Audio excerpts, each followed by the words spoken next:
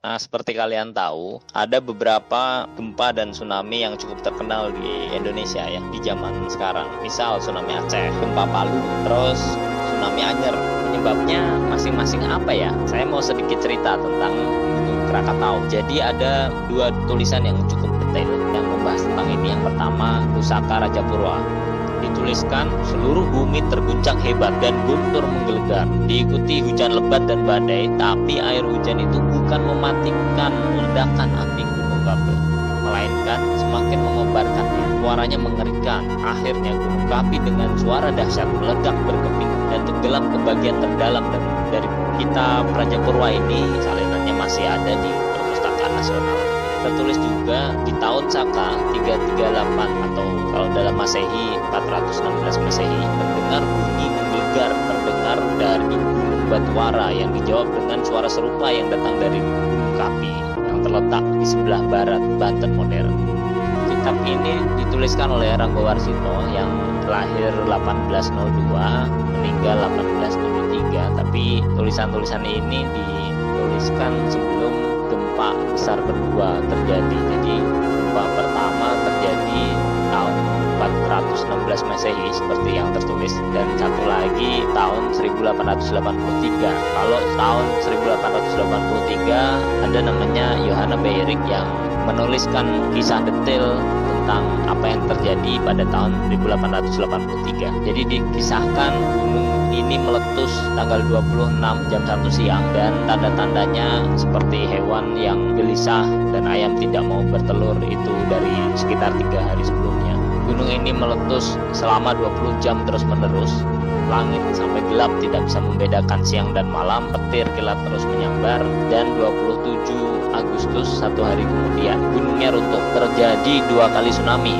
Yang pertama tanggal 26 itu tsunami akibat meletusnya gunung sehingga ada gempa, terjadi tsunami, dan 27 gunungnya runtuh di atas laut sehingga terjadi tsunami lagi. Nah, ini yang terjadi tahun 1883. Kira-kira yang terjadi tahun 2018 kemarin, tsunami Anyer, apakah disebabkan oleh Krakatau atau disebabkan oleh pergerakan lempeng? Atau istilah lainnya, apakah tsunami ini disebabkan oleh gempa vulkanik atau tektonik? Yang mana kira-kira? Nah, sebelumnya kan kita udah pelajari ya bahwa gelembung udara di air mendidih itu bisa naik ke permukaan karena massa jenis yang lebih kecil. Sama dengan air mendidih, batuan cair atau magma juga bergerak ke permukaan karena massa jenis yang lebih kecil dari batuan yang ada di sekitarnya. Naiknya magma ini yang menyebabkan erupsi. Erupsi itu ya gunung meletus lah. Nah, erupsi ini terjadi di gunung berapi. Sebab ini membahas tentang gunung berapi ini. Nah, magma atau batuan cair tadi yang keluar dan ngalir ke permukaan bumi ketika terjadi gunung meletus itu disebut sebagai lava. Gunung berapi ini punya lubang yang bentuknya melingkar di daerah puncaknya, disebut sebagai kawah. Waktu erupsi, waktu meletus, magma dan material lain ini dimutahkan melalui kawah itu tadi. Nah, ketika terjadi erupsi, lava terus material-material tadi itu bisa dimuntahkan sampai ribuan meter kubik ke udara, tinggi sekali, makanya bisa kelihatan dari jauh. Ketika material itu terdorong ke atas, yang awalnya cair itu mendingin terus jatuh dari langit. Nah, inilah yang disebut sebagai hujan debu vulkanik.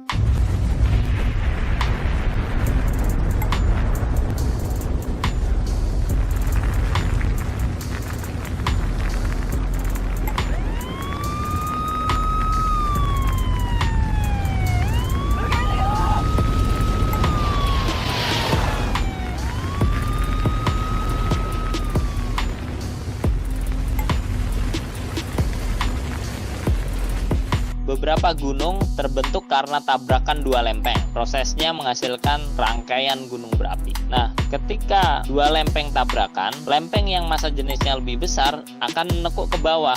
Kemudian batu-batu pada lempeng itu menekuk, terus melebur jadi magma. Magma ini naik ke atas karena perbedaan massa jenis itu tadi, seperti pada gambar di halaman 122.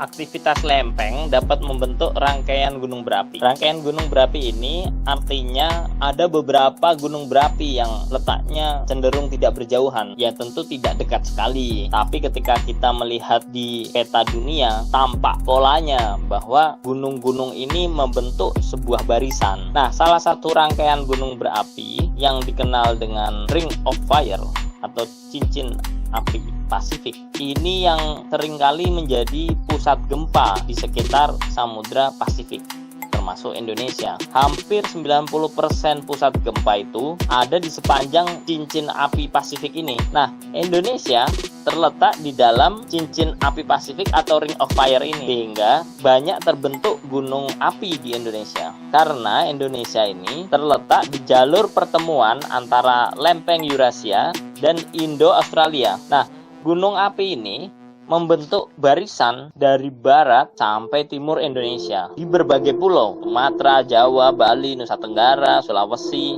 sampai Kepulauan Maluku. Kita ini punya sekitar 150 gunung berapi. 150 gunung berapi di satu negara itu termasuk banyak sekali. Nah, gunung-gunung itu ada yang aktif, ada yang tidur atau istilahnya adalah dorman. Gunung api aktif itu gunung api yang memiliki aktivitas vulkanik yang tinggi dan meletus dalam waktu yang pendek. Contohnya Gunung Merapi. Dari tahun 1000 Masehi, Gunung Merapi ini sudah meletus sampai 80 kali. Nah, kalau yang dorman artinya gunungnya tidak terdapat aktivitas vulkanik dalam waktu yang cukup lama. Tapi tetap saja gunung tersebut bisa meletus sewaktu-waktu. Contohnya Gunung Sinabung. Gunung Sinabung ini meletus tahun 1600 Masehi. Jadi sudah lama sekali. Terus tiba-tiba aktif lagi tahun 2010, meletus lagi tahun 2013. Jadi sempat tidur cukup lama dari 1600 sampai 2010. Nah, erupsi ini apa? Erupsi ini adalah keluarnya magma dan material lainnya di dalam bumi oleh letusan gunung berapi. Nah, erupsi ini kita di masyarakat lebih mengenalnya dengan istilah gunung meletus. Letusan gunung berapi ini bisa mengakibatkan kerusakan yang sangat besar.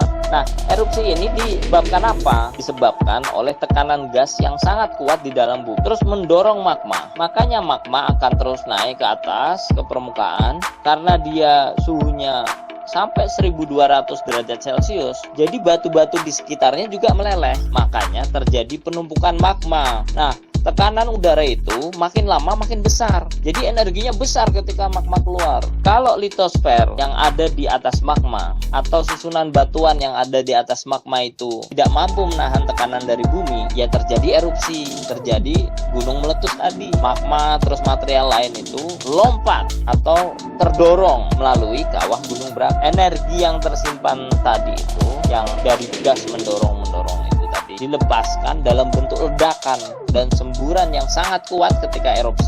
Di halaman 125 ada kotak ayo berdiskusi. Jadi diminta untuk membuka link itu, terus diskusikan dengan teman bagaimana erupsi pada gunung berapi yang dorman dan identifikasi faktor-faktor yang mempengaruhi erupsi pada gunung yang dorman. Seru itu. Selanjutnya, material yang dikeluarkan waktu letusan gunung berapi itu meliputi material padat, cair, dan juga gas. Material padatannya berupa batuan dan mineral dari dalam bumi. Hasil lainnya adalah lava dan lahar. Nah, lahar itu apa?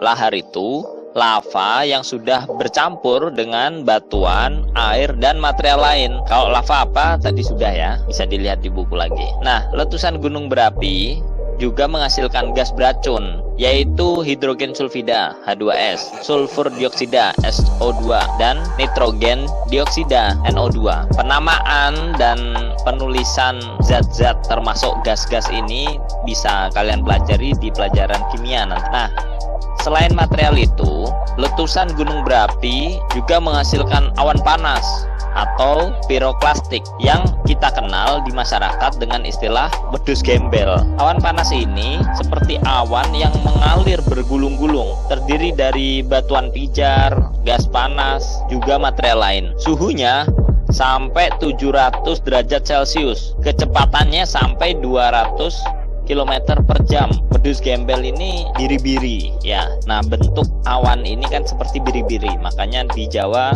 atau di masyarakat disebut dengan wedus gembel. Daya penghancur dari letusan gunung berapi ini sangat besar. Lahar dan abu vulkanik itu bisa merusak segala sesuatu yang dilewati. Lava pijar yang keluar juga membuat hutan di sekitar gunung itu terbakar. Tentu ini akan mengancam ekosistem alami di hutan itu. Suhu tinggi awan panas yang mengalir menuruni bukit bisa merusak ekosistem, juga membunuh makhluk hidup. Gas beracunnya dan hujan debu akan mencemari udara dan membuat gangguan pernapasan. Jadi hampir tidak mungkin menghindari kerusakan saat terjadi gunung meletus. Oleh karena itu, sangat diperlukan evakuasi. Nah, untuk memudahkan, Badan Geologi Kementerian Energi dan Sumber Daya Mineral atau ESDM ini membedakan status gunung api menjadi 4. Ada 4 level atau tingkatan. Pertama, level terendah, statusnya normal, warnanya hijau. Bukan warna gunungnya, tapi diisyaratkan dengan warna hijau. Sedangkan paling tinggi adalah status awas, warna isyaratnya merah. Lengkapnya dilihat di tabel ya, halaman 126 dan 127. Nah, buat kita di Indonesia, apalagi yang tempat tinggalnya di dekat gunung berapi, harus bisa membaca alam sebagai pertanda gunung ini akan meletus. Ada tandanya, misal suhu di sekitar gunung berapi ini terus meningkat, jadi air dari sumber air gunungannya menjadi hangat dan beberapa sumber air bisa mengering tuh. Tumbuhan-tumbuhan yang hidup di sekitar daerah itu juga jadi layu karena suhu yang terus meningkat. Selain itu, ada suara gemuruh dan gempa kecil biasanya terjadi terus-menerus. Kita juga bisa melihat perilaku hewan yang tinggal di gunung itu. Kalau hewan yang tinggal di atas gunungan mulai turun gunung, bisa jadi ini pertanda bahwa gunung akan meletus. Kalau kita sudah tahu gunung akan meletus, ya kita harus mengungsi ke tempat yang aman atau ke titik evakuasi. Kita perlu juga mengikuti arahan dari Pusat Vulkanologi dan Mitigasi Bencana Geologi. Mitigasi bencana itu apa sih? Mitigasi bencana itu rangkaian upaya untuk menurunkan risiko bencana. Ini bisa dilakukan dengan pembangunan fisik atau masyarakat ditingkatkan kemampuannya dan ditingkatkan kesadarannya untuk menghadapi ancaman bencana. Intinya adalah upaya untuk menghadapi bencana dengan baik dan aman. Pusat ini biasanya ada di masing-masing gunung berapi. Nah, kalau kita tahu status gunung berapi, jadi kita bisa tahu apa yang harus kita lakukan. Nah, kalau mau mengungsi, kita juga perlu persiapan peralatan dan dukungan logistik. Yang utama, kita perlu tahu di mana pos evakuasi dan jalur evakuasi yang sudah disiapkan, sehingga kalau ada apa-apa cepat kita bisa bertindak. Penduduk yang tempat tinggalnya jauh di lereng gunung kadang juga direkomendasikan untuk mengungsi karena dampak letusan itu bisa jadi melebihi perkiraan para ahli. Ketika evakuasi, kita perlu menghindari jalan yang dekat dengan sungai karena sungai itu bisa dilalui lahar dingin. Kita juga perlu pakai masker atau kain untuk melindungi pernapasan dari debu vulkanik. Lahar dingin itu apa? Lahar dingin adalah materi letusan gunung berapi, misalnya abu, kerikil, pasir, batu yang tersapu air hujan di hulu di atas, terus mengalir menuruni lereng ke hilir ke bawah. Lahar dingin ini sangat mungkin terjadi dan harus kita hindari. Ciri-cirinya biasanya ada suara gemuruh dan aliran air yang sangat deras.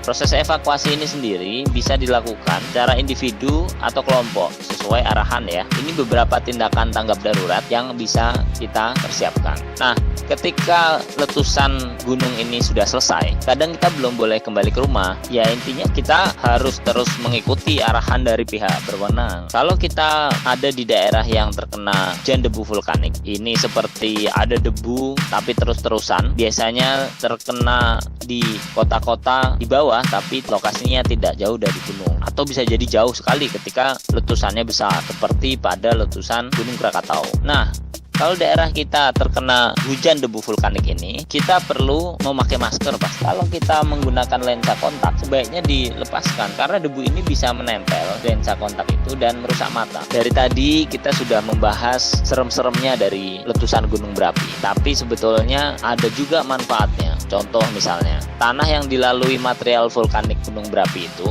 bisa dipakai sebagai lahan pertanian. Letusan gunung berapi ini akan membawa mineral dari dalam tanah bersama lahar dingin dan material lain, sehingga tanah yang dilalui lahar dingin dan material lain ini mengandung mineral tinggi yang menjadikan tanahnya menjadi subur. Abu vulkanik hasil letusan itu juga dapat dimanfaatkan menjadi campuran adonan semen. Sisa-sisa letusan juga menghasilkan bahan tambang yang nilainya tinggi seperti belerang, pualam, dan lain-lain. Bisnis pariwisata juga berkembang setelah letusan gunung berapi. Nah, berkembangnya bisnis-bisnis ini juga tentu lapangan pekerjaan semakin terbuka. Kesejahteraan ekonomi masyarakat sekitar itu juga meningkat.